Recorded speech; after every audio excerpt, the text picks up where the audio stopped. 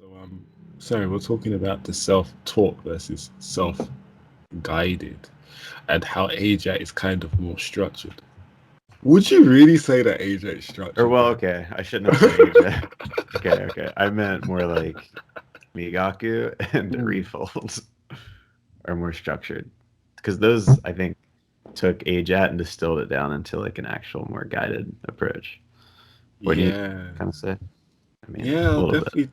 I'll definitely say that. I'll say the person who made it more guided and kind of, like helped a lot of people out is probably Matt, right? Because he took AJAT ideas and made it into more of a digestible kind of thing, right? Right. I think he was just making all of his YouTube videos, Mm. maybe a little bit randomly even, and then I think he decided to create that website, and that's probably when he started making it into like a sort of approach, step by step kind of thing.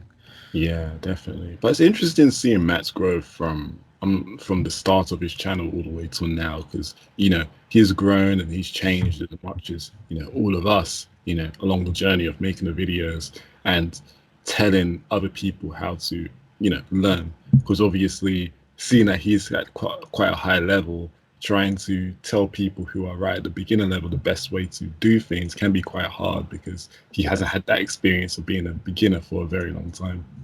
Right. Isn't that why he said he's doing like Mandarin? Because he's like wanting to experience like learning a language in the beginning again, even though it's like a little different because he's got some experience with it. But Mm. I guess it gives him a little different perspective on the challenges again, Yeah, which is pretty definitely. cool. It is pretty cool. Well, at least that way he can kind of have more perspective when writing up, some of his articles on Refold. Exactly. Because I wouldn't say I fully subscribe to the idea of Refold, but I would say it's really good for people who want a more structured approach to Yeah. language learning because it seems like very condensed and easy to kind of, swallow. Yeah. I mean, I think it's a great place for people that are not familiar with Mm. immersion learning to get an idea of like how it works, Yeah. you know. What parts do you think you disagree with or maybe like aren't fully on board with? Well, disagree? I don't know. I wouldn't say I disagree with many things.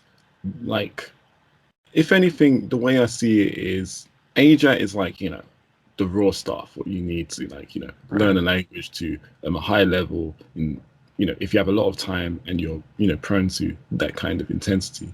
Then Yeah. you got MIA, which is kind of watered down, but brings in all the constructs of Asia and makes it a bit more organized, right? Hmm. And then you got Refold, which strips that down even further, right? Mm. And it's Yeah. more manageable, and you can go through these articles and have more of an idea of what you're going to do from stage to stage. Right. Because I feel like with the emerging approaches, as much as they are structured, right? It's up to the individual to kind of like make their experience, Yeah. right? Like no one's saying if you want to learn a language, you have to watch the hardest thing and you have to read light novels from the beginning, right? Hmm. No, there are some kind of strict things what you have what you is advised to do from the beginning, but there's so many different ways people have got to fluency. But the only thing which is like the same is obviously the fact that people interact with a language which hasn't been filtered down for a foreign person. Right. So yeah, I think that's it. So from what I've read of Refold so far, it has a lot of contradictions from some of Matt's old beliefs, right? Which is a bit strange. Like for example, if you just started learning a language, you should just like check out bilingual subtitles. So your native subtitles on top of like the language you're learning.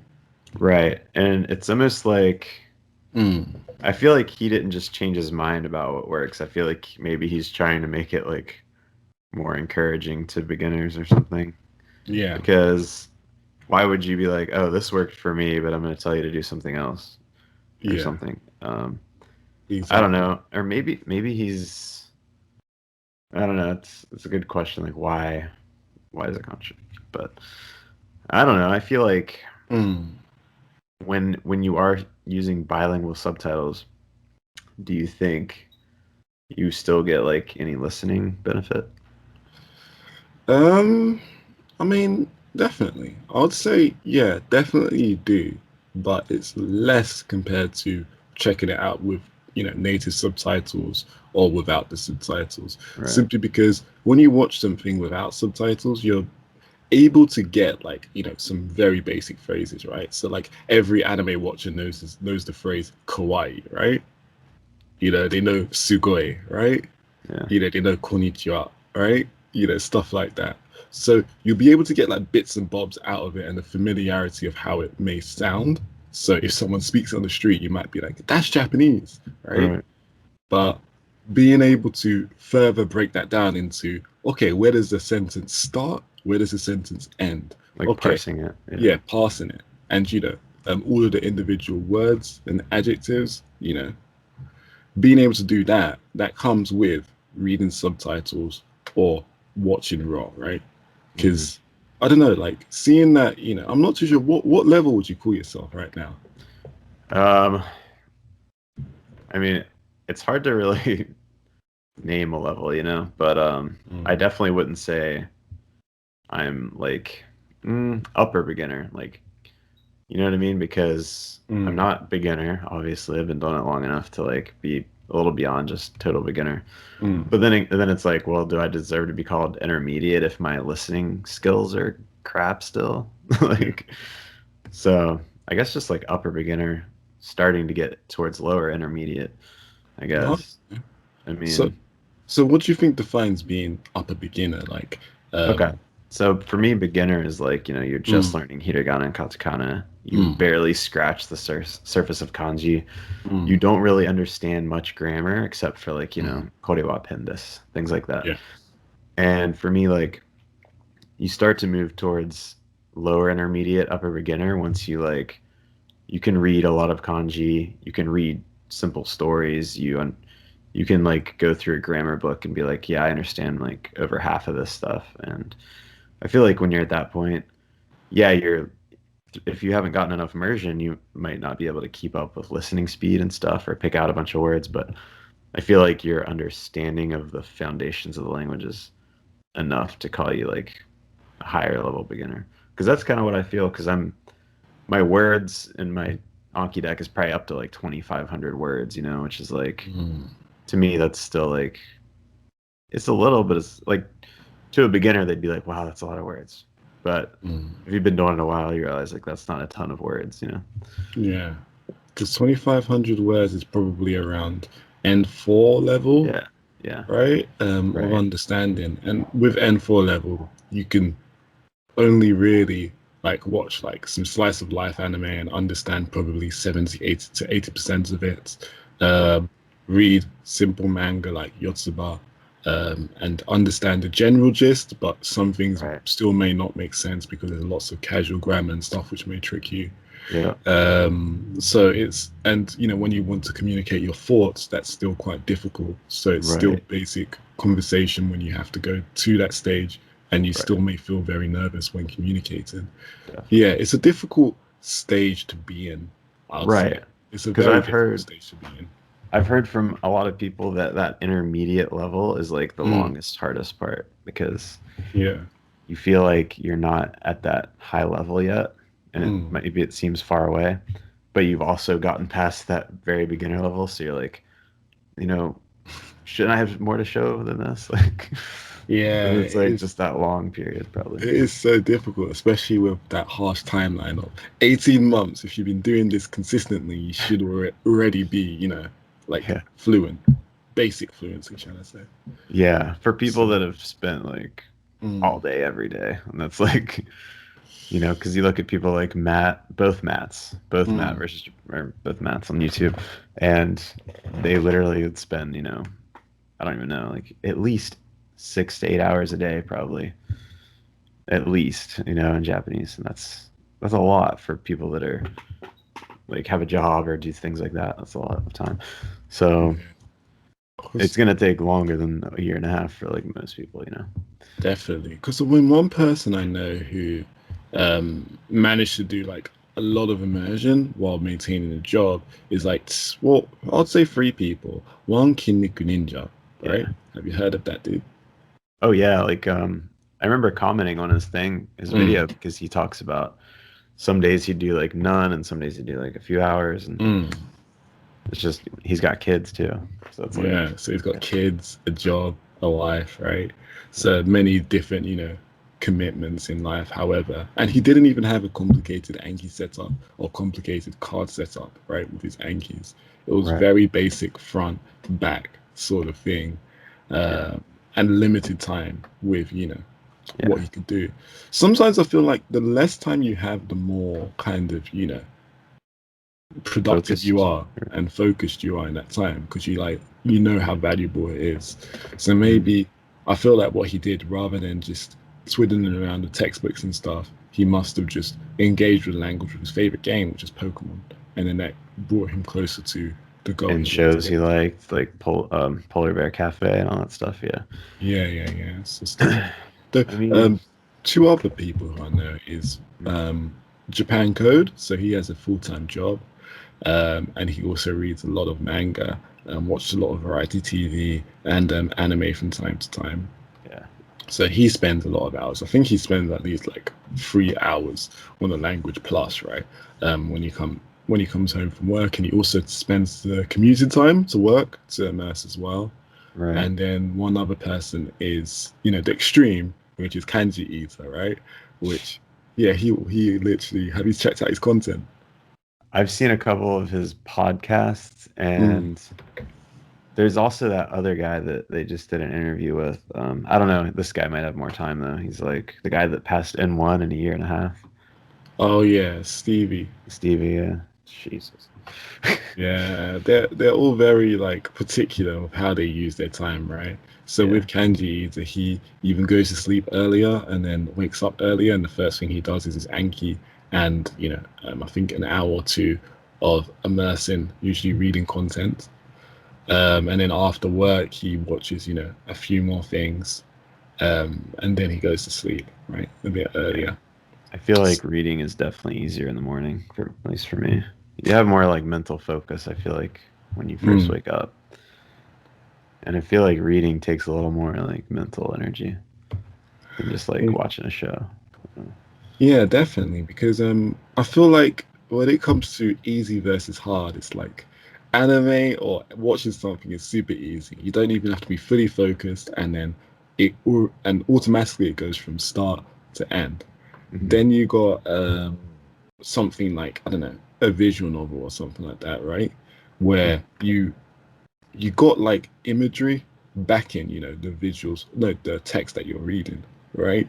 And then below that you got manga, right? Where you got imagery that, kind of suits the situation as well. And then below that you just got raw text.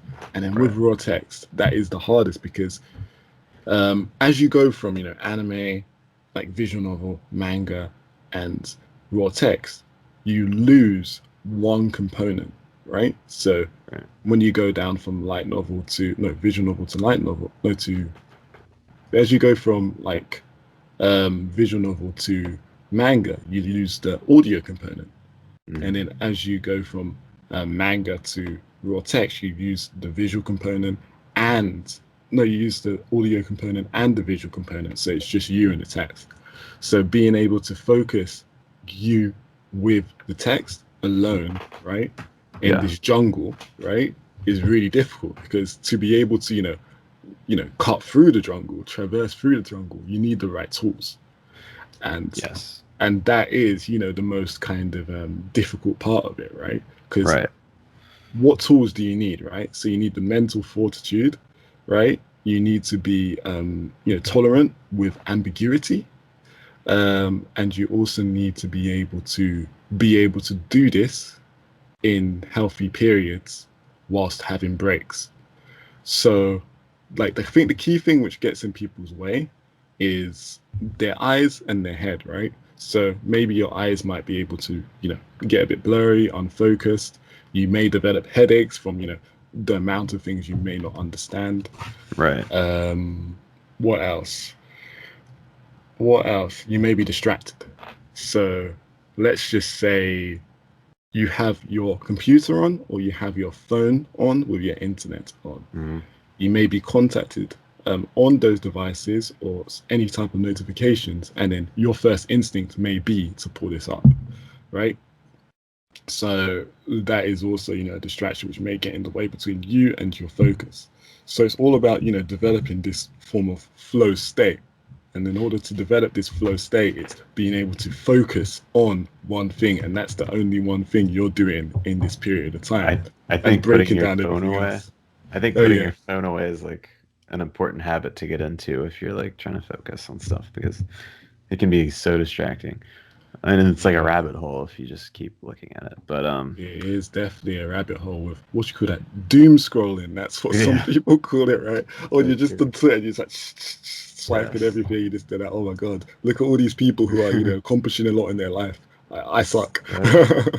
Speaking of reading, so like, and honestly, I guess this is the level I'm at in reading. I think, and you were talking about tools, but like even just like more practical tools like Mm. for reading, like Satori Reader is like that's what I used to start reading, and it was super helpful because Oh yeah. you've got that jungle of just kanji and like Mm. you're like, how do I wade through all this? But they will actually translate each sentence and have like the audio with it, so you can make cards from it with audio and Mm. and all that stuff. So like you don't have to look at the translation, but if you feel like you need it, like it's there after you've tried reading it.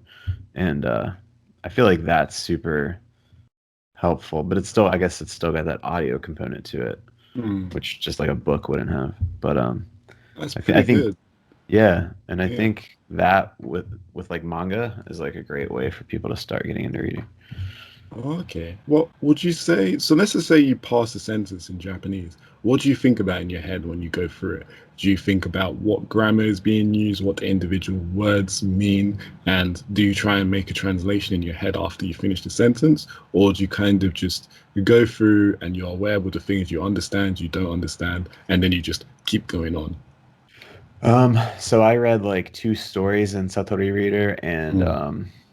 they were each like 60 little episodes, so like short Mm. little pages. And so I just did like, a couple a day, and over time, like over the month or two, I feel Mm. like I noticed sort of a difference in my comprehension.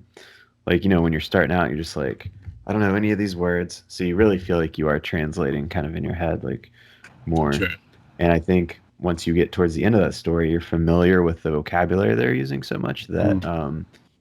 you almost, because you're so familiar with all those words, you it feels like you're translating less, and it feels more like you're just like, oh yeah, when they say like whatever, like what is it, kurete or kureta, like to receive something, like the Mm. favor of someone doing something, like or like shite kureta or whatever, like you did that for me. Or when you see like things like that after like reading tens of these little chapters like that, you don't Mm. even think about that. You just like know what it means, kind of thing.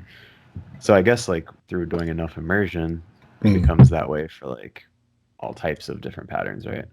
Yeah, Of definitely, man. words, stuff. It's more of a subconscious thing. You're thinking about more of, the contextual kind of meaning as opposed to, the individual meaning. And Yeah, then it just comes to you as a, like, it just comes to you as opposed to something you have to work hard for. right. Yeah. So you know how like some websites you go on and it's just like Mm. tons of Japanese kanji and words and all this crap, like Mm. Amazon or something. So if you go onto those websites at your level, like, does it feel intimidating at all, or are you just like, yeah, I can understand all this, most of I'll it? still say it feels intimidating. And the reason why is that because, there's a bunch of different text meaning different things, and it still takes me a little bit more time to read. In general, I'm a slow reader. Hmm. And Yeah, also, pretty much. usually when you intake something in Japanese, it just takes a lot more time to process compared to English. So, with most other menus and other things, I just tend to just read it in English for convenience sake. And of course, different domains just have different words. So, in short, I'm just a bit lazy. Yeah, well, I mean, Yeah. I get that because I feel the same with even reading in English. Yeah, it's like I'm a slower reader than most people because I just take my time and I'll Mm. reread sentences if I feel like I just need a better understanding. Where some people are like just speed reading and they're like, I read this book in a day, and I'm just like, I could not do that. But Yeah. so I feel like no matter what language it is, it's gonna be like slower. But I feel like speed reading itself is a skill, right? Yeah, definitely. But yeah, in terms of slow readers like us, it can be tricky with our native languages or the language we're learning to get Exactly. information out. But yeah, it's interesting that you say, oh, at your level, compared to at my level, sort of thing. Because Because I know that you've odds, got a lot more like words than me for sure. And yeah, immersion time. I've got a lot more immersion time and a lot more words, Mhm. but yeah, like I still feel like I'm still learning, right? There's still some things I don't understand in general with a lot of things when watching, and also reading. I'm just going for the general gist. Some words what I may know of, sometimes I have to look at the meaning again, like look up the meaning in order to recall what it means. Yeah. So it's there, right? Some kind of semblance of progress is there, but it's all about you kind of you know pushing all of this kind of information together, solidifying and cementing it. So I'm able to use this more in a kind of general context. Right. Because I guess most people's goals is to become conversational in their ability, if not hire a person who's a high performer at that language. And it's a frustrating process to go around. Though Uh-huh. one of my goals always was to be able to play video games, right? Specifically RPGs in Uh-huh. Japanese, right? And at first I thought, oh my God, this is a really, difficult thing. How am I able to navigate through the menus and get through the game? Hmm. But I'll definitely say, like, the thought of playing a video game in Japanese compared to actually playing the video game is totally different, right? Because I feel like you can find a way of getting through this game, like no matter what level you are, and the higher the level you are, the less difficulty you'll have. Yeah. But the most important things is understanding the menu and understanding the communication through the game of where it's telling you to go next, right? Right. And then once you understand that, everything around it is just almost like passive immersion within the game, right? So Maybe. yeah, so in terms of that specific goal, like I'm able to play, RPGs, what I probably would have thought I'd never be able to play before, in Japanese, which is cool. Maybe not understand everything, but able to just get through it, which is good. And I'm getting closer and closer to the goal of playing like Tales of games in Japanese because I know Hmm. Tales of games. Yeah, they're tricky. Even in English, I'm like, what does that word mean? And there's a lot of kind of systems and functions within the game and lore even within the game Hmm. to get through. So I want to get to that level. Though the recent game I played, which was pretty high level, was Persona 5. Um, and as you can imagine, because most of the game is just talking and relationships between one another. There's no furigana in the game as well. Hmm. Um, and yeah, it's mostly based on how much you understand, right? Right. So it came to a point where rather than looking up every single word I didn't understand, I was like, screw this. I'm not going to care about the readings I don't know, or I can't recall. I'm not going to look up everything I don't know. So I'm just going to go with ambiguity and just see how far we get. Right. Yeah. That's that's a good way to think about it. I mean, and I'm sure like RPGs are a little more difficult than say like Pokemon or something because but I just remember Mm, like Kiniki Ninja Ash or whatever. He was yeah. saying how in one of his later videos that when he first played through Pokemon, it was like he just was spending forever just looking up like tons of words, and he didn't feel like he was even.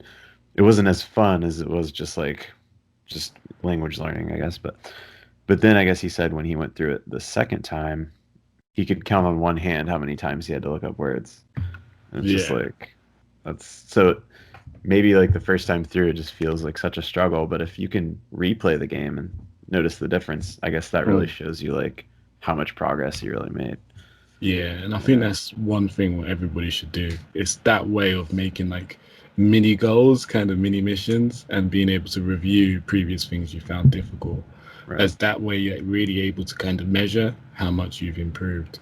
Because I did the same thing. I played Pokemon like a year or two ago, probably like 2 years ago, in Japanese, and I used to do like probably 5 to 30 minutes before I'd go to bed. And yeah, each sentence line was really difficult for me back then. I used to play in hiragana, and then I was like, how the hell am I going to get through this? And you know, if you played Pokemon Sun, you'd understand. I'm not too sure. Have you played Pokemon Sun? No, I have Sword, I think, but I haven't played them since like the old school ones before that. Oh, okay. Like Pokemon Sun is the 3DS game, like one of the last 3DS games. But within that first kind of town area, I was there for legit like 10 hours. That's how long it took me. And I was like, you know what, maybe not. 10 So hours of grinding. 10 hours of grinding. And, you know, especially if you're learning, it's just good to talk to every single person. So it was Definitely. quite difficult. Oh my God. But yeah, I think that's cool. So you're at that level of reading Satori Reader, things are starting to make more sense. And what kind of manga do you read as well? Do you read manga? Well, yeah, I'm on that. There's like that website, I can't bilingual manga or something, so you can Mm, like switch it back and forth. But I'm reading Yotsubato, the one that mm, you had said was pretty good too, I think. Yeah. It's recommended by a lot of people for like a beginner one. So I was mm. like, yeah, I'll start with this. There is a How little is bit of casual grammar, I guess, but I? like you can kind of figure it out usually. How is So, game? Not sorry. How is Yotsubato? well, I haven't read a ton of it so far, but I'm just reading. Have you read it? Yeah, yeah, yeah. I've read it. Yeah. I mean, I feel like it's not too difficult, honestly. And that was like right Mm, after I uh I had just finished those two Satori Reader stories, and then I was reading it, so reading was still fresh. This was like mm, a couple months ago. And so it didn't feel too difficult at all. Like, you know, every page I would be looking up like maybe one word max. You know, it wasn't too bad at all. And I don't know if it gets more difficult after the first chapter, but it was it's pretty simple. But that's good because I mean it's I feel like especially in the beginning, like if you're just mm. looking up one word a page or something and it's building your confidence and it's enjoyable, I feel like that's like the most important thing. And if you can even just get enough immersion to make 10 sentence cards a day, if that's your goal, like I feel like that's and honestly, because I know how Matt will be like, you know, there's easy content or there's I guess at your level content, like Mm, say you're a beginner, and then there's like stuff that's more engaging and interesting, but you can't understand like hardly anything. And he mm. says like find like that middle ground, I guess, or as long as you're enjoying it enough to keep going, it's like that's what matters, right? That's what But matters. yeah, but it's like I feel like you also want to be like engaging with content that you're going to be able to make cards from enough, you know, Mm, if you're trying to do that because at least if you're like trying to make cards at that moment because I just do it as I go. I don't like store sentences. mm, So for me it was like okay, if I tried to watch say like was it Psychopaths or one of those shows where it's pretty advanced, like I can't remember which one it was like sci-fi, so it was like advanced stuff. If I tried to watch that I feel like I wouldn't be hardly making any cards because I'd feel like I+1 would be so hard to find yeah, at they my would level. But for example, if I watch like Crown Shinchan, which is like ridiculous, I can find I+1 all over the place, but it's super boring to watch, you be. know? But I feel like every now and then I would just be like, okay, I'll watch one episode of Crown Shinchan. Just Just one. be like, okay, at least I can get like 3 sentence cards out of this like 10-minute episode or something. Um, so sometimes I would do stuff like that, I guess. Mm, But I feel like I've honestly been enjoying dramas more than like anime, just because I don't know. I was never like a huge anime nerd, but like mm, there's just always a few anime I really loved. But um, so it's harder for me to find ones that I like really like. Versus like dramas, it's easier for me to find stuff I like. I mm. guess. Like, have you seen Good Morning Call or anything? No, I haven't seen Good Morning Call. Is That's it on on even. Netflix, right? It's on American Netflix. It's on Japanese Netflix. It might be on like the UK Netflix, but probably Mm. is. Let me It's good. check. It's a drama. It's based on Good a manga. morning, cool. Because on the English Netflix, Terrace House, like a couple seasons of Terrace House is on Netflix. Yeah. But let's see if this is here. So good So morning, cool. I've watched it like 3 times. Seriously. Yeah, it's here. Good morning, cool. Does it have Yeah. like Japanese subtitles as well? Yeah, it's actually, and it's really a good level like show for like beginner, intermediate levels, I think. Mm. Because it's pretty daily life kind of stuff. They go to school, it's a romance thing, but I feel like it's really like well told. It's like, and the characters are really cool. So, but Okay. I yeah, mean, I would check it out. I'm watching some of it right now, and then she's just like dangling the key, and it's just like, yes, I She's understand. Like, super like what? ditzy. It's just like silly and stuff, but it's yeah, she's adorable. But Yeah, yeah, man. I watch that one a lot. Good morning, cool. I might have to check it out, you know? You should, dude. But She yeah, I just mean, walked up to someone and said, Don. just yeah, just funny. Nice, nice, nice. Yeah, that sounds good. I'll definitely check it out. Have you also checked out, what do you call that thing? What's it called? Shinya Shokudo. What's the name? Midnight Diner. Oh, I think I watched like one episode of that. Mm. Is that pretty advanced, you think? Or is that like something I could probably find? It's somewhere in the intermediate level, but it's just more of that real life. So what Okay, the I like that. so a little bit of a synopsis of the story is simply people just go to this diner which opens up around midnight, right? And then they come together from all different walks of life and they share this with a bartender. So it's Yeah, yeah. kind of like that. It's kind of like that kind of setting. And because it's Yeah. so real, so raw, it's so relatable at the same time. I need It's to watch nice. more of that. So that's cool. And also, have you heard of Rirakuma?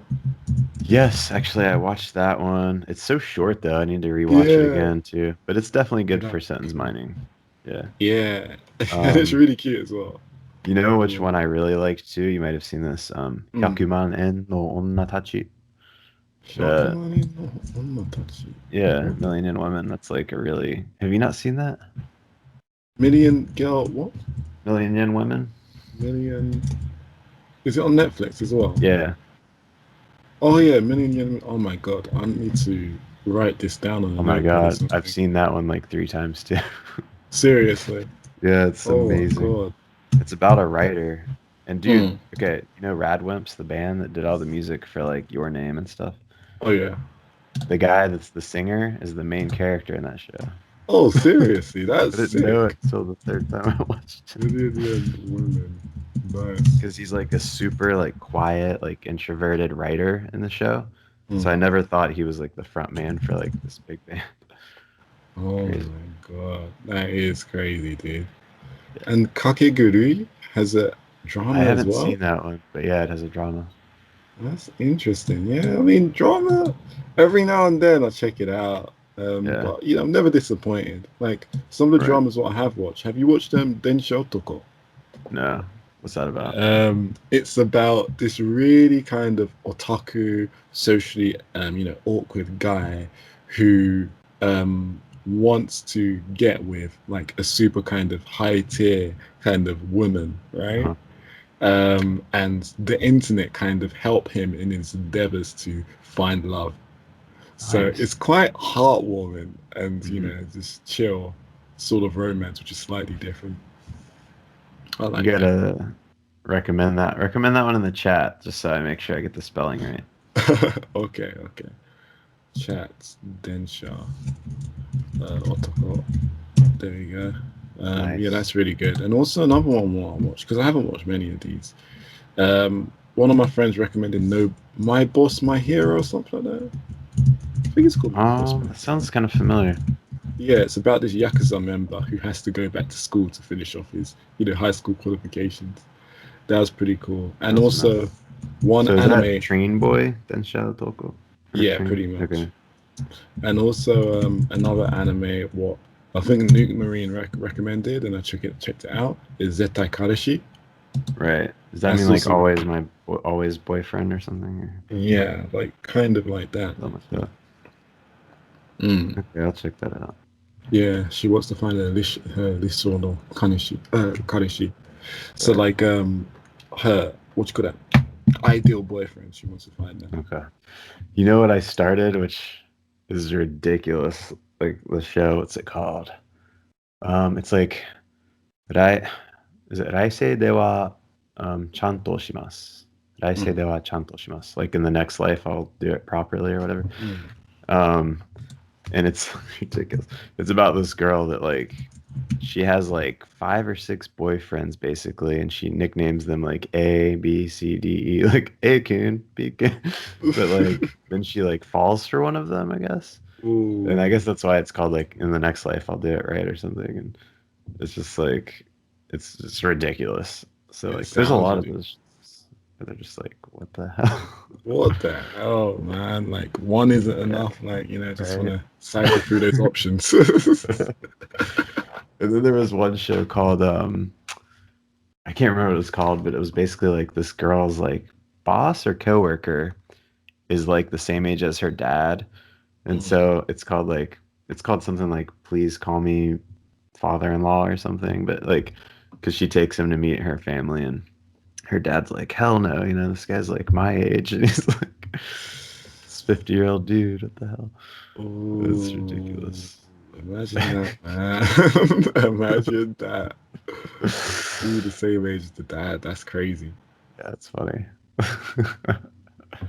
Damn, man. The drama scene, I guess they have a lot of these kind of, somewhat Yeah. realistic but somewhat crazy kind of situations. Yeah, I feel like Japan makes shows that are just like a lot quirkier and raunchier sometimes than you'd even Mm, see over in American shows. mm. Yeah, Yeah, it's kind of especially with the limited budget for these shows, they manage to make some pretty cool stuff sometimes. yeah, actually. I But feel I like it's heard, because they don't do as many special effects and things, probably. oh yeah, so they have But to they film it focus well, on, I yeah, guess, yeah. some Because I cool feel stuff. like that's a big part of a budget is like special effects stuff. That's like huge. Mm. Hmm. And I guess it's So more interesting, kind of checking out more of the Japanese culture through these shows as well. exactly. Mm. Yeah, it's funny because like when I watch those shows, that's when I'm like, man, I want to try living in Japan. Because yeah, Yeah, it man. just feels so different. It does feel more different, almost like you're starting life again. Hmm. Yeah, like because you visited there, right? Because there's pictures of you, right? You went to like the bamboo forest and all that stuff. Yeah, yeah, yeah. Nice. So How I long were you went, there? I was only there like 2 weeks, and I've been there Same. twice. So you've been there like 1 month in total. So one time in 2016, another Hmm. time in 2018. But what happened is that, what was it? I spent 17 days in Japan last time, which is a bit longer than 2 weeks. But Oh, me and my friends, right? I went with some friends. On the day of trying to go back to the UK, we kind of missed our flight. I know it was so crazy. And then the fact when some people think Japanese people are the nicest people in the world, they need to get the idea out of their head. Because when yeah. we arrived at the airport, right, our flight had not, departed yet, right? So we go to the little, I was gonna say cashier, but the information desk, and we're like, hey, we're a bit late for our flight. Can you do anything for us? And they're like, oh, sorry, you can't do nothing. You just have to get on, the next flight. They were like, when's the next flight? And they're That's like, so Japan, tomorrow. dude. And I'm like, what? Tomorrow? And then these people in the airport, right? These workers, they started laughing at us. They legit started laughing at us. And I was just there like, yo, you guys are taking Like, a piss. Like, silly foreigners. pretty much. Dude, I I don't mean, know. I understand because like that's kind of how I felt when we booked this hotel in Mm, Osaka and we went there and we weren't late or anything, but we had, I guess, been kind of confused by the website because there was 3 of us and we were like, okay, mm. booking one room, put people on like booking.com and it was like, okay, all good. So then we get there and they're like, oh no, the rooms are too small for like 3 people, which they were, but like they were just like, oh yeah, you just have to buy like another hotel room. Like you can't have 3 people in one room. And it's just like, really? Like, what if I couldn't afford another room or like whatever? They would just be like, sorry, like too bad. Like, I don't know. I feel like they just don't feel like they can help you if like something's technically wrong. They can't really change anything. Oh, And yeah. that's yeah, I feel like that's kind of the same with like the airport things. Like, because you know how they're so bureaucratic and they're very much like by the book. Like everything Mm. is by the book, and like there's nothing we can do about it if it's like something different. That's something like I feel like a lot of people don't realize about Japan. It's like, yeah, they'll be like very smiley and friendly to like your face, but like they might not actually be helping you at all. You know what I mean? Yeah, exactly. And I guess that just comes to the point of like how Japan just does a lot of things just by the book, Yeah. and if it's not by the book, then they can't really do much at all. Right. Mm. It's definitely kind of different from America, I'd say, in that Yeah, regard. and even the UK, because if things are a Yeah. little bit out of the book or things are not on time, people are always willing to kind of accommodate and understand Because the they care more situation. about like reviews and like the customer's experience versus their rule book. You know what I mean? Whereas Yeah, in Japan, it's like they care more about the rule book than they care about they'll like be your careful reviews. with these, Yeah. possibly. Yeah, that's crazy, man. That's crazy when you say it like that, because I guess reviews, that's the thing. If you have bad reviews in, the West, right, you won't really get any customers. But if Right. you have good reviews, then people are more likely to recommend to other people. You're likely Yeah. to get more customers and etc. So that's Mhm. probably the reason why people go out of their way to, accommodate for, Mhm. these kind of situations. So Exactly. I'd say one thing. On the day when we did miss our flight, I sent the person who was running the little, hostel place where we were staying at, a message saying we missed our flight, and he replied quite quickly, quite apologetic and understanding, and he was just there like, hey, if you want to, stay another night, you just have to pay. What was it? You just have to pay a little bit of money, and then you can come over, So instantly. you You get can like a even discount. not really. I think it was like, I think it was 2,000 yen just for one night, sort of Yeah. thing. So it wasn't too bad. Mhm. And yeah, he was just quite understanding. We just came over, and that was that, right? So if it was fully by the rule book, he'll be like, "Oh, you have to go to our website and put a booking through that way if you want to stay, one night at my place." Right. Exactly. Right? And that would have been a little bit more, so Mhm. so. But luckily that was the case, and because I stayed one more extra day, I was able to meet up with a friend I wouldn't have otherwise. So that was pretty cool. That's neat. Yeah, I mean, did you stay in hostels mainly? Or Mainly like hotel like places, because even the hostel we stayed with in Soxa, right near Soxa yeah, area, it was there wasn't so many people there like a hostel with like bunch of beds yeah. in a place, so that was quite nice, because I don't know, I just didn't really feel safe in a hostel kind of environment with all of my goods Right. as opposed to a hotel. I gotta recommend one to you. There's one I stayed at called Wise Owl, and Why is it's all? yeah, it's really good.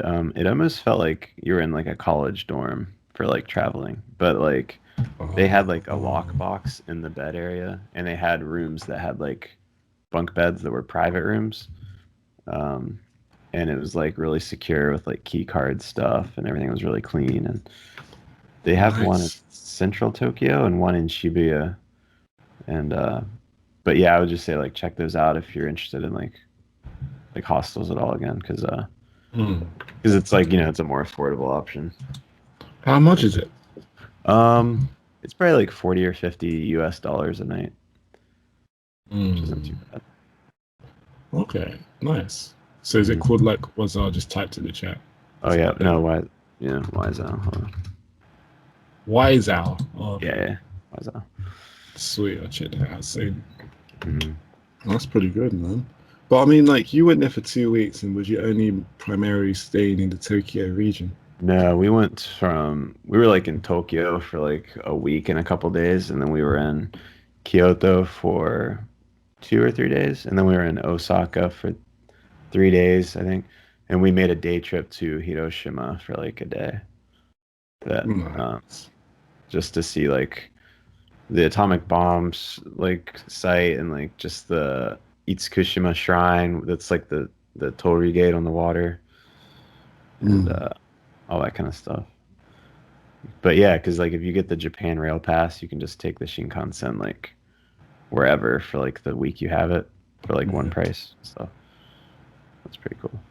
Yeah, the JR Rail Pass is like definitely a steal because you know being able to travel on the Shinkansen unlimited times is crazy. Because usually like they're like literally like single ticket For like trains. 150 to go from Tokyo to Kyoto, maybe, or something. Like, Yeah, probably. But then you get that price for like unlimited trips. Like you have to get it. exactly. And then it applies to like regular trains too, and like maybe even buses and stuff. Like for like as long as they're owned by JR, it's like it works for it. It's I crazy. guess the only problem is like you don't want to lose that pass. Yes, because that's another thing about Japan being so like by the book. It's like, well, and just the way they're still like with paper everything, like Yeah. over here we would have like an app for it, but like they're like, nope, we got to stamp your shit. Like, Oh if my we don't god. see it, then you don't have it. It reminds me like old school, like in the UK when we used to travel by trains, you'd have the paper ticket, and then when you go on like a day out, like maybe in London or wherever, right? Uh, Um, you'd have like a 1 day travel card which covers all zones, and then you'll have that with you, a paper card sort of thing. But then as time went on, it kind of went more towards like a more physical card with a chip on that you can put money on and make travel cards and stuff from that, and that's how it evolved. But in Japan, they still have like things like the Passmo and the Suica, right?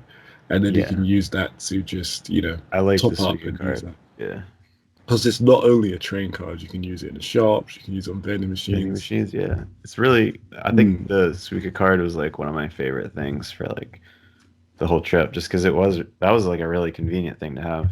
Mm. And just how you can just tap it when you're going through the gates, like Yeah, it's so much easier than having to buy a ticket or something. definitely. I guess the hardest thing is getting used to going to those like intimidating machines. Yeah, I mean, at least they have like English instructions on them. You just like language English, yes. Yes. Oh, wow. Or then one time you'll feel like a little bit more confident. You're just like, okay, I remember the steps in English. Let's do it Japanese. Right. Then it's just Oh like, yeah, like and then you have that feeling that Japanese person's peering across your shoulder, and they're like, "Sugoi." oh, Nihongo Josie. Pretty much, man. Oh gosh. Yeah, I Yeah. can't stand when people say Nihongo Josie desu ne. Like, because it just feels so like fake. Dude, man, Like, like, oh, you said konnichiwa. Nihongo I Josie desu mean, ne. one konnichiwa, man. This is crazy. It hurts. It really does hurt. I think I don't know if I got that when when I went to Japan. I remember like it's so awkward speaking Japanese when you're not at a great level. I remember when I went. When was it? 2018. We went to curry place, and then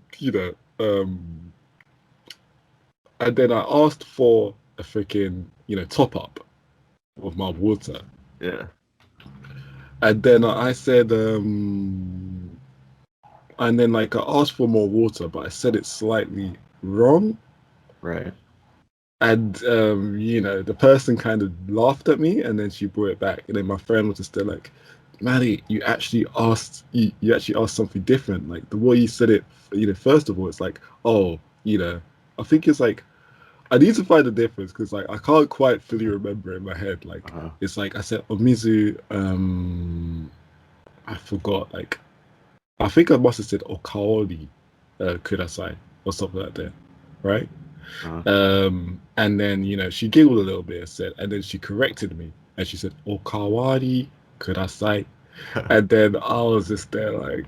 So what's the first thing you said? What does that mean? I think it meant like can I smell some water? And Okay. then and then I got the correction right. But I never. I think I didn't even say the omizu part. I think I just said okaori kudasai. Can I Right. smell? So can I smell you? And then she's just like, oh, kawari kudasai. And then I was just there like, ah. She corrected you because, like, I feel like that's what I would want someone to do is like correct me, so at least I knew, like, okay, that's what I did.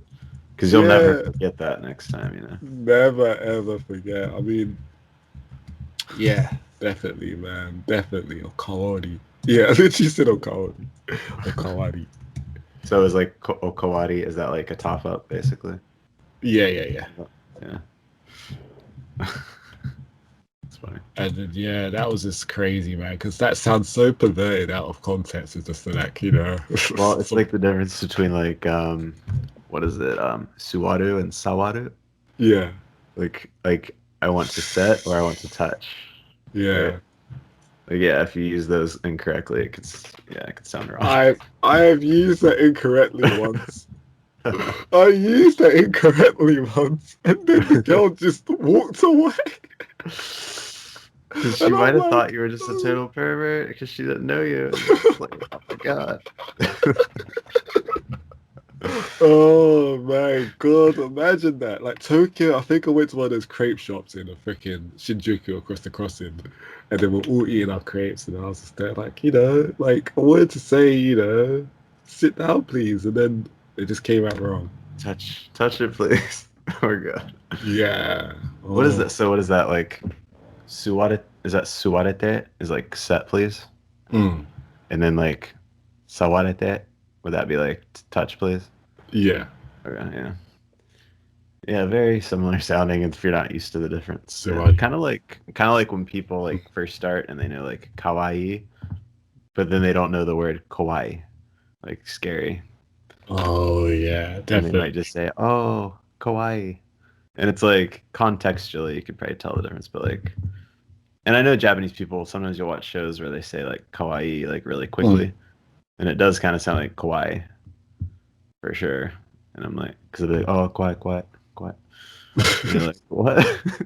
It's a different tone, man. It's a different tone. Yeah, Definitely. it's different like pitch, I'm sure, and stuff. But like Yeah. before you know, like before you can hear it, like you can't tell the difference. Exactly. But when you mention that, like differences between okawari and okawari and you know, suwari and you know, sawaru, right? I'm so bad with these pairs, right? I'm so bad with these pairs, which are Because so there might be similar. pitch accent difference too, right? And it's like, have you studied pitch accent at all? I've only done like the very basics. Like Right. I watched like most of Dogen's videos That's what I on their want to do. pitch accent series, and I feel like if you just watch those videos alone, it just makes you more aware of just pitch and stuff like that. Yeah, that's what And Matt then said, basically, right? yeah, so when it comes to output, you know, you won't get the Nihongo Jozu. You'll get the, you know, how many years have you been studying? Or, you know, have you lived in Japan before? Mm-hmm. Honestly, like I don't think I got Nihongo chosen too often either. Like, I mean, I didn't sound good or anything, but like I just remember like one time I was in the hostel and there were two guys that were from Tokyo just chilling in the hostel, probably because they wanted to hang out with like foreigners or something, or maybe they knew someone that worked there, I don't know. But they heard me like say a couple like sentences maybe, and then they just came over to me and they were like, you know, like you can speak Japanese basically, like in Japanese. And I was like, you know, chotto, you know, a little bit, whatever. But we just started up like, how do you say like to chat, like shaberu or like something like that? Yeah. Chotto shaberimasu or shaberimasu or whatever you say anyway. Yeah, chotto Hanasemasu is probably what I said. Chotto hanasemasu. But Mm. yeah, we had really broken conversations because they could only speak a little English. But honestly, what I did with these people and another person was used Google Translate. We both would have Google out and just like whenever you would say a word they didn't know, you just be like, hold on, and show them. And then the conversation would just continue, you know, and vice versa. That's kind of how it went. That's pretty good. That's a pretty good method of doing it. I'll do that too if that was the case. But I feel like people who I didn't really know who I spoke to, probably only a handful of things, like people who are working in like, you know, the kind of place, police officers, or one or two people who I met in, you know, what you call that, Arashiyama, you know, the bamboo forest.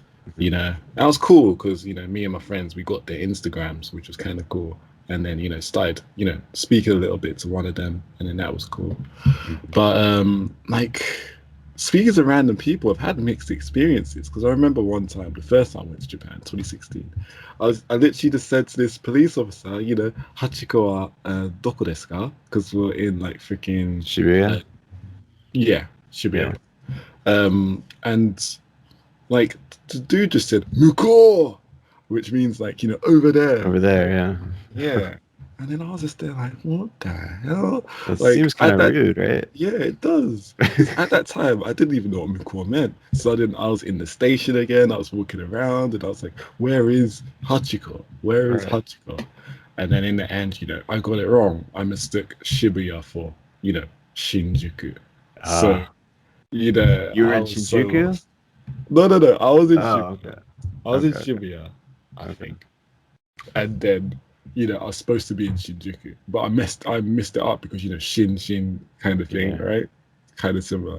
Uh, Yeah, just first time in Japan, like I don't know, man, it's rough. I remember asking a police officer, like, where is like Tokyo Plaza? Because I thought it was in Shibuya Crossing, but apparently it was like a whole other station away.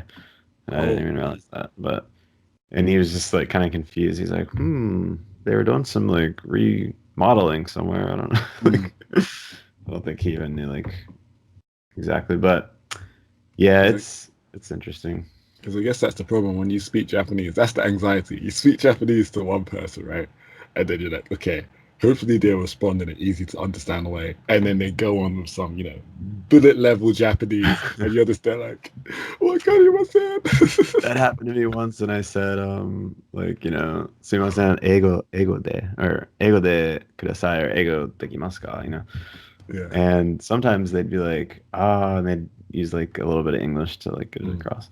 Or sometimes I would just, when you're like looking for directions and you're like, and I was like really beginner level back then. So it's mm, like, if you're probably not going to understand most of it, I would just be like, ego dekimasu ka, like in the beginning. mm. And they kind of would just like know to reply in English or whatever. And I remember one time we were at Odaiba, and my friend asked like, "Where's the exit?" Because some of those places it can be hard to find the exit, Japan's too and big, man. huge buildings, malls, and train stations, and she didn't Yeah. know the word for exit, and so she's just like, exit, like all this stuff, and so then I'm just like, Deguchi wa doku desu ka? And like they're Oh, like, oh. But it's just like even just knowing like those few little words like yeah. could be a lifesaver, They're like honestly. survival kind of words. You just need to Yeah. know them. Imagine if she was just like, exito. Exito, where? Exactly. Like what I mean, store they is could that? understand that. They could understand that. Or, they'll be like, where? Like, what do you mean? Like, fuku? Right. I don't know, man. Like, sometimes, like, that kind of broken, like, Japanese, like, English, it can help. Yeah, you got to pull out Google sometimes. Like that was really a lifesaver, honestly, because like Oh, yeah.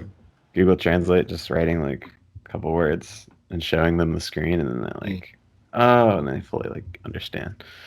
And also, like, freaking the fact that there's internet everywhere you go and there's little cutout points is crazy. You could just be in the most remote place, like, Ikushima, you're saying, right? And Yeah. then for some reason, you'd still have, like, internet. I remember I legit went to a rabbit island off Hiroshima Mhm. and I still had internet. And I was like, what, just in the middle of nowhere? This is crazy. But it's really nice because we went there at sunset. And then, it was just super nice. Rabbits everywhere. Had some food to feed them and stuff. I think that would be a great place to go when, you know, in the day.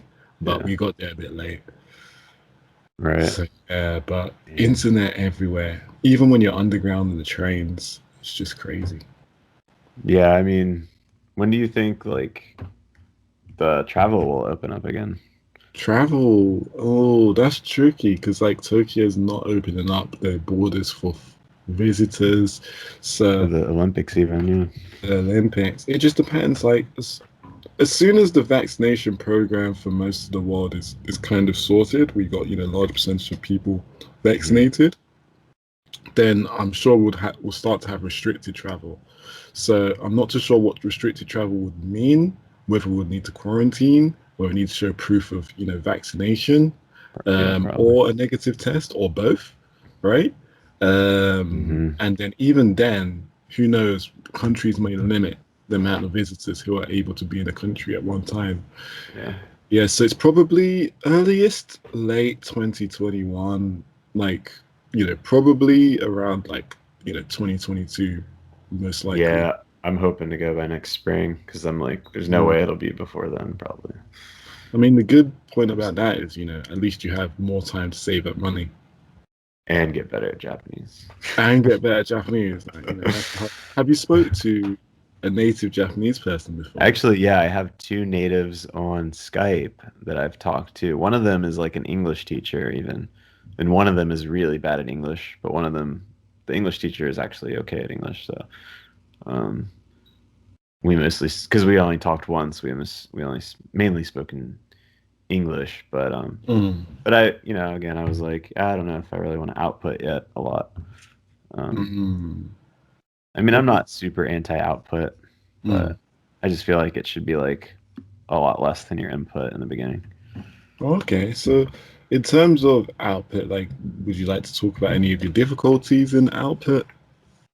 Well, I haven't studied pitch accent yet, so I mean, I feel like I would definitely make a lot of pitch mistakes. Not that I'm super worried about that, because I mean, Mm. I'll still be understood, I think. But I mean, I feel like it's just a matter of doing more listening because here's the thing: it's like if you start having a conversation, you need to understand what the person's saying back to you, you know? Mm. And so I feel like if your listening's still too low and you can't really follow what they're saying, then it'll just be like a slow, really broken conversation. So I just feeling like I should wait until I have better listening ability and have a lot more vocabulary. And then I was like, then that I feel like that would be a better time to start practicing.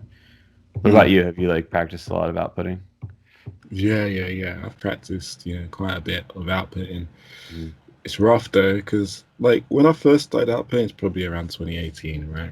Hmm. So at that level, I was still around like, N4 level Hmm. Japanese, because I went to classroom Japanese, kind of, one day a week sort of thing for 3 years since 2015. So the progress was really, really slow. And I didn't have any kind of understanding of how to learn Japanese through immersion, as that very much intimidated me. So 2018 was going to be the year that I'll change everything around. So I just went onto Google, well, YouTube, should I say, and then I typed in, British guy speaking Japanese, and then I saw Brit versus Japan, and then from Uh-huh. then on, linking on to Matt's kanji video. I had other things I did during that year was trying to get two italki teachers and talk to more to native people over how to talk. Uh-huh. So at first it was rough. It was really rough. It was really rough because I don't know, when you have limited ability, people are less likely to want to be friends with you, right? Right. So it's hard finding someone who would kind of want to be friends with you, but also want to help you with your Japanese, because you can have those one-sided relationships with people as well. They just want to Um, get better at English by talking to you sometimes.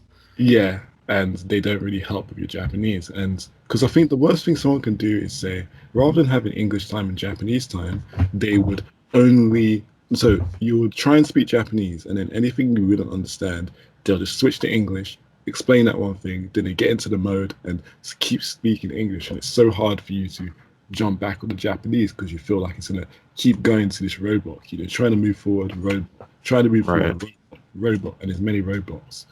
So one way you could do it, you could have like Japanese only time where you try to only do Japanese, and if you don't understand something, they might only say like the word in English, and then you keep moving in Japanese mode. And then you'd have English time where you'd only speak English, and it's the same. If they don't understand something in English, you'd explain, maybe explain the Japanese word, or maybe a Japanese kind of, explanation. Right. And I feel like that works the best because you both get an equal language exchange as opposed to, someone getting everything you get. But coming back to the question itself, my experience in outputting, I feel like it is still very much broken, but I can still have, some conversations in Japanese, right? And it's less stress than it ever has been, right? Right. I don't have to put as much effort into it. And, you know, my accent and pronunciation has improved a lot since when I started just through doing more input. Though I will say that input alone will increase your understanding in something, but it won't increase your kind of active vocabulary, right? Because Right. even in English, you probably know more words passively than you know actively, and Definitely. that's the one thing I struggle with, right? And when people say it's easy to build habits, they do have a point. Because if you're only used to saying like a sentence like "nani nani wa nani nani desu ka," "nani nani whatever," right? Then you'll get used to this routine. So everything you want to say might follow this format. And going out of that routine and trying to say "nani nani ni nani" or "nani nani bakari" and stuff like that is a lot harder to kind of push into what you'd like to say. Hmm. So that is, the difficulties of output I found. So active vocabulary and also trying to destroy these kind of habits and trying to be aware of Japanese that is appropriate for, conversation Hmm. and responding to people. That's the difficulties.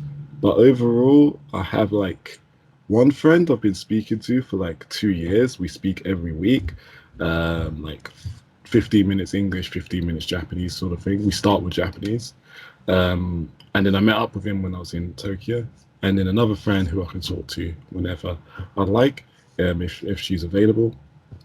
And that's pretty cool. But in Hmm. general, making friends through language exchange, it can be difficult. Right. Yeah. Yeah, I mean, eventually I'll get more into it, but I feel like I want to get a little more, like, my listening ability up. But Yeah. so I got to wrap it up soon just because I have another, like, call I got to do on Zoom or whatever for some design stuff, but in like 30 minutes or so. But I did have one more thing I wanted to, like, Mm. ask and stuff. I was wondering, like, when did you, or do you feel like now that you're at a point where you have a pretty high listening ability and you understand the majority of words? Yeah. I'd Okay, say. so well, I Mm. was wondering like when you like how many because like I know you don't not everyone tracks like oh this is how many hours exactly I did, but like I was Mm. just wondering like what do you think it took for you to get to that kind of a place where you felt like a switch over to like more understanding of more than less, you know what I mean? Mm. I feel like the things which helped it a lot was watching things like Terrace House, so all the Terrace House seasons on Netflix, Mm-hmm. as well as watching anime without subtitles. So I started that in 2020, anime without subtitles to increase that listening ability. And at first, you'll notice that time goes really, really slow and it's really painful when you watch without subtitles. But as time goes on, you find it more fun and time goes a lot faster. So I feel like if someone consistently immerses, even if it is like between like minimum 1 hour to 2 hour to 2 3 hours a day, it should take at least like probably like 6 months to a year if you consistently do it. Mm-hmm. Because the thing is that you have to put yourself in a situation, an environment which is uncomfortable. That's the whole point. And Right. a lot of language learners don't like to be present in this discomfort. But this discomfort is kind of paramount to your improvement. So the less you're around the discomfort, the slower you're going to improve. The more you're Right. around this discomfort, the faster you're So going to improve. So when you're doing that, especially in the beginning, because Mm, I'm still at that point where it's like you feel like you're just watching and listening, and because you understand the mm, minority of things, you feel like mm, I'm not making any progress. Like I'm just not understanding like hardly anything. Like, and mm. that's yeah, it's just so hard for your brain to be like, yeah, this is totally worth it because I can't understand anything. Like it's almost like you have to just like believe that it's going to work, even though you Yeah, can't see any result from it working without like a yeah. lot of time. Yeah. I'll definitely say the belief in Asia is definitely what you need, right? Because like what you said, it's not our fault, but in general in society, we're very much used to instantly, things which are instantly gratifying, right? Right. And doing something like Japanese is not instantly gratifying. So we'll watch one episode, right? And then we'll still feel like we were at the place we were before. But it's just that consistent effort and the slight things, what you do pick up, what you don't notice in your subconscious, which comes together over a long period of time. And that's why people say immersion is important. Right. So one other thing about that, Mm, like I know how you probably know this too. Matt talks about domains like mm, slice of life. If you just watch slice of life, you'll improve mm. quicker because there's less vocabulary. Um, like, did you kind of go that route, or do you think that's like worth doing it that way, or I like think it's did you worth watch doing. more stuff? Yeah. So, like, usually with a lot of my immersion material, I try to go my best to do slice of life stuff, right? Yeah. Which is not too supernatural or fantasy. So when it comes to like reading visual novels, you know, luckily, I like the domain of, cute girls who reside in a cafe. I know that's not, Mhm. the thing for most people, but I'm into that, and that has a lot of, slice of life vocabulary. Same with the visual novel I'm playing now, which is more of that. And manga is usually exclusively like slice of life. When I go over some of the manga titles that I've read, it's mostly slice of life. Let me find some examples very quickly. So I'm just going over my book walker when it loads, and then because I've read around 100 different books, like being manga, light novels, etc. But like the first one I read was Yotsubato Volume One, then Mhm. Nichijo, then Kimi no Nawa manga, and a bunch of random stuff before I kind of realized how important the thing, domains is. So then I started reading like Ore Monogatari. What else? A Silent Voice, which is pretty good.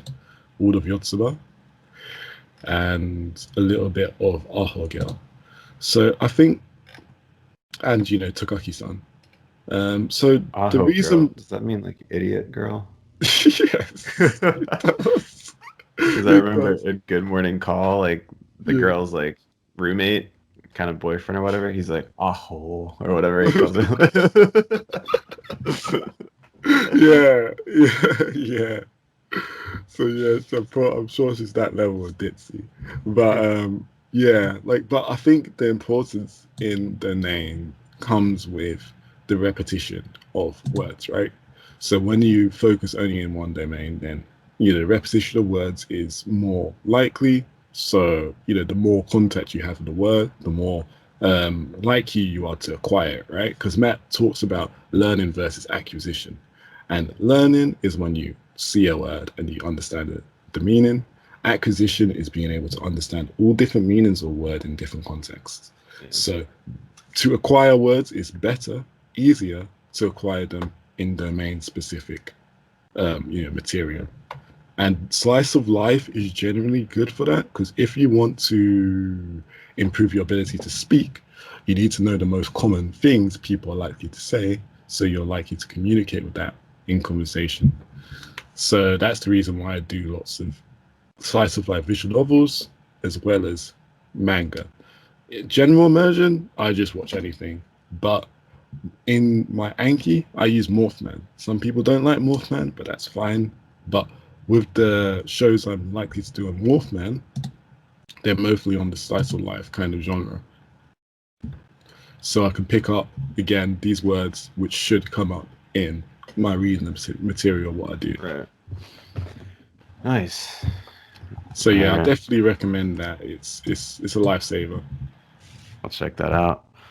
All right. I got to wrap it up here, but we should definitely do this again. Definitely, man. Just let me know. Hopefully, Yeah. I filled you up with some inspiration, and you're gonna go and immerse more. Yes, dude. It was fun talking. Definitely fun, man. Cool, man. All right. I might have to like edit some of this and like, well, cut out like bits where we're just like rambling about. Then maybe I'll put it on YouTube or something. Cool, man. That sounds good. Just let Right me know on. how it goes. When do you Yeah, for think sure. you get that together? Let's see.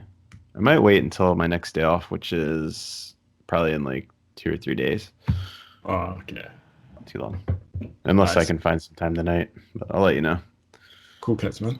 Well, let me know. It's been fun speaking, and man. yeah, talk to you again soon. All right, man. Take it easy. You too, man. See ya. Yeah.